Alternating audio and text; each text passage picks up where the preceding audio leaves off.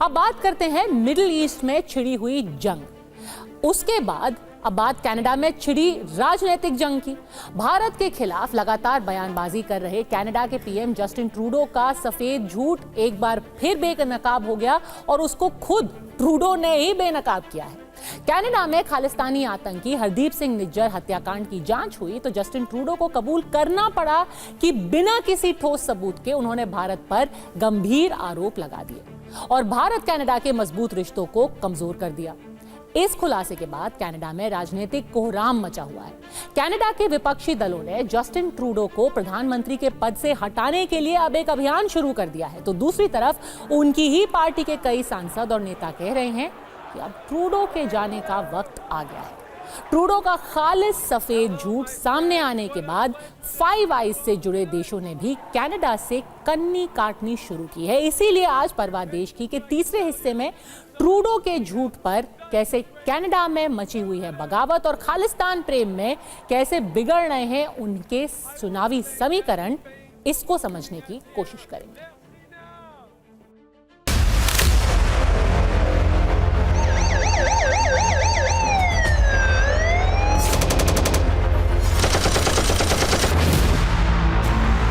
But the fact is, number of gangland people, number of people with organized crime links from Punjab have been made welcome in Canada.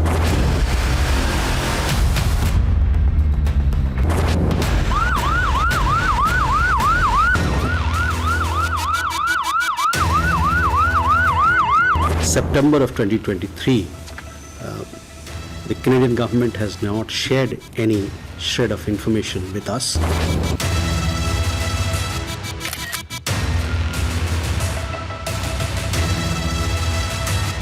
Justin Trudeau के पास कोई सबूत नहीं था, फिर भी उन्होंने आतंकी हरदीप सिंह निज्जर की हत्या को लेकर भारत पर गंभीर आरोप लगाए। जस्टिन ट्रूडो ने भारत को कभी कोई सबूत नहीं दिया, लेकिन बार बार भारत पर सहयोग नहीं करने का रोना रोया। लेकिन अब जस्टिन ट्रूडो का झूठ बेनकाब हो गया। जस्टिन ट्रूडो ने बिना किसी ठोस सबूत के भारत और कनाडा के मजबूत रिश्तों पर मट्ठा डालने की कोशिश की थी, लेकिन झूठ के पांव नहीं होते, इसलिए जस्टिन ट्रूडो औंधे मुंह गिर पड़े हैं। खुद उनके मुंह से निकल गया कि भारत ने बार बार उनसे सबूत मांगे, लेकिन उनके पास कोई सबूत था ही नहीं। जस्टिन ट्रूडो ने ये सारी बातें हवा में या किसी निजी टेलीविजन चैनल पर नहीं की। उन्होंने जांच आयोग के सामने अपनी गवाही में यह स्वीकार किया है कि अभी तक भारत को कोई ठोस सबूत उपलब्ध नहीं कराए हैं। जस्टिन ट्रूडो के नए बयान पर भारतीय विदेश मंत्रालय ने ट्रूडो को आईना दिखा दिया है। Serious charges have been leveled against us. So far, Canada has not given any evidence in support of the very serious allegations that they've leveled against India. We also see there is a pattern. The pattern is motivated by political considerations on the part of the Canadian Trudeau government.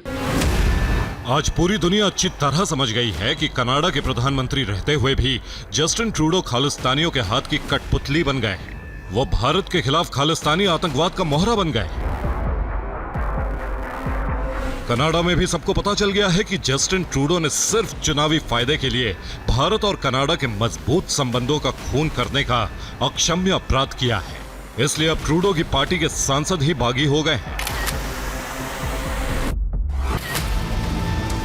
चंद वोटों के लिए भारत के खिलाफ अंतर्राष्ट्रीय षड्यंत्र करने वाले झूठे जस्टिन ट्रूडो अब न घर के रहे हैं न घाट के, क्योंकि एक तरफ कनाडा की लिबरल पार्टी के सांसद ही कह रहे हैं कि देश के लोग जस्टिन ट्रूडो को अब और बर्दाश्त नहीं कर सकते हैं। दूसरी तरफ कनाडा में विपक्ष के नेता और प्रधानमंत्री पद के उम्मीदवार पियरे पोइलेव्रे ने ट्रूडो को हटाने के लिए बड़ा अभियान शुरू कर दिया है। कनाडा के नेता विपक्ष ने आरोप लगाया है कि ट्रूडो ने पिछले 2 चुनाव चीन की मदद से जीते और वो कनाडा की जनता से झूठ बोलकर भारत विरोधी एजेंडा इसलिए चला रहे हैं ताकि चीन फिर उन्हें चुनाव जीतने में मदद करे। ट्रूडो का झूठ बेनकाब होने की वजह से कनाडा को शर्मसार होना पड़ रहा है, लेकिन ये पहली बार नहीं हुआ है। इससे पहले भी कई बार ट्रूडो ने सार्वजनिक रूप से सफेद झूठ बोला और पकड़े जाने पर माफी भी मांगी। उम्मीद है इस बार भी ऐसा ही होगा। Bureau report, TV9 Bharatvarsh. Trudeau का तर्क है कि उनके पास भारत के खिलाफ कोई सबूत नहीं थे, लेकिन उन्हें फाइव आइज से खुफिया इनपुट मिले थे और इसी आधार पर उन्होंने भारत पर यह गंभीर आरोप लगा दिए। इसलिए अब यह भी समझ लीजिए कि ये फाइव आइज आखिर है क्या। Five eyes America, Britain, Canada, Australia और न्यूजीलैंड का एक खुफिया क्लब है। इन 5 देशों ने 1946 में ग्लोबल इंटेलिजेंस का एक खतरनाक नेटवर्क तैयार किया था जो अवैध रूप से दुनिया भर की जासूसी करता था, लेकिन इसे 1980 तक दुनिया से छिपाए रखा गया। इस संगठन के देशों के बीच यह संधि है कि अगर उनके क्षेत्र में कोई संदिग्ध गतिविधि होती है जिससे किसी सदस्य देश को खतरा हो तो वो ये जानकारी एक दूसरे से साझा करेंगे। ट्रूडो इसी फाइव आइज के खुफिया इनपुट का हवाला दे रहे हैं, लेकिन हैरानी की बात यह है कि कनाडा को छोड़कर फाइव आइज के बाकी चारों देशों ने ट्रूडो के लगाए आरोपों से खुद को अलग कर लिया है। ट्रूडो ने बिना सबूत वाले इनपुट के आधार पर भारत पर गंभीर आरोप तो लगा दिए, लेकिन अब देखिए कि भारत ने 26 मामलों में कनाडा को जो पक्के सबूत दिए थे उनके साथ ट्रूडो ने क्या किया। ट्रूडो भारत विरोधी एजेंडे में खुद ही फंस गए हैं। कनाडा सरकार बैकफुट पर है और कनाडा के प्रधानमंत्री जस्टिन ट्रूडो की चौतरफा आलोचना हो रही है। ट्रूडो की पार्टी के सांसद कह रहे हैं कि अब ट्रूडो के जाने का समय आ गया है। कनाडा की विपक्षी पार्टियां ट्रूडो को झूठ बोलने के लिए देश से माफी मांगने और तुरंत इस्तीफा देने के लिए दबाव बना रही हैं। ट्रूडो की पार्टी के कम से कम 20 सांसद ट्रूडो को पद से हटाने की मांग पर हस्ताक्षर के लिए सहमत हुए हैं। नेता विपक्ष ट्रूडो की कारस्तानी के खिलाफ पब्लिक ओपिनियन के लिए जनता के बीच चले गए हैं। इस बीच खालिस्तानी आतंकी पन्नू ने ट्रूडो के साथ अपने रिश्तों को सार्वजनिक तौर पर कबूल कर लिया है। पन्नू ने कहा है कि उसका संगठन पिछले 3 सालों से ट्रूडो के ऑफिस के साथ संपर्क में है और वो खुद कई बार जस्टिन ट्रूडो से मिल चुका है। निज्जर हत्याकांड में तो कनाडा ने कभी भारत सरकार को कोई सबूत नहीं दिया, लेकिन भारत सरकार ट्रूडो को कनाडा में रह रहे आतंकियों के खिलाफ पक्के सबूत दे चुकी है। इसलिए कनाडा में रह रहे भारत के कुछ मोस्ट वांटेड अपराधियों के नाम विदेश मंत्रालय ने फिर से दोहराए हैं, जैसे खालिस्तानी आतंकी गुरजीत सिंह चीमा। इस पर पंजाब में टारगेट किलिंग के लिए सिख नाबालिगों को कट्टरपंथी बनाने के आरोप है। गुरजिंदर सिंह पन्नू प्रतिबंधित संगठन बब्बर खालसा इंटरनेशनल से जुड़ा है। Gurpreet Singh international Sikh youth foundation का सदस्य है, पंजाब में कई टारगेट किलिंग करा चुका है। लखबीर सिंह लांडा घोषित आतंकवादी है। अर्शदीप सिंह उर्फ अर्श डल्ला प्रतिबंधित आतंकवादी संगठन खालिस्तान टाइगर फोर्स से जुड़ा है। इनके अलावा कनाडा में पनाह लेने वाले लॉरेंस बिश्नोई गैंग के कई अपराधियों के नाम भी हैं। इस लिस्ट में गोल्डी बराड़ का नाम भी शामिल है। Security related information with the Canadian government regarding gang members, including those of Lawrence Bishnoi gang, and requested them to arrest them and or to take due action as per law.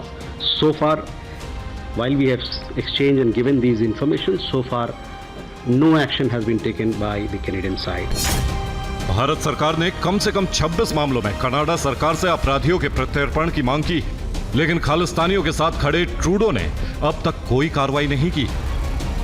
Bureau report, TV9 Bharatvarsh. अब तक माना यह जाता था कि रहने और शांति के मामले में कनाडा अव्वल है। अमेरिका की तरह यहाँ गन कल्चर नहीं है और जीरो क्राइम देशों में इसकी गिनती होती थी, कम से कम लोगों को ऐसा लगता था। लेकिन आज का कनाडा ऐसा बिल्कुल भी नहीं है। जस्टिन ट्रूडो के अपराधी प्रेम ने कनाडा की छवि बदल दी है। अब कनाडा में खालिस्तानी आतंकी खुलेआम मंदिरों और दूतावास पर हमला करते हैं। वहां पढ़ने आए भारतीय छात्रों के साथ नस्लीय भेदभाव होता है। 2 साल पहले गाजियाबाद के कार्तिक वासुदेव भी कनाडा में बढ़ रहे अपराध की भेंट चढ़ गए थे और आज तक उनके परिवार को इंसाफ नहीं मिला।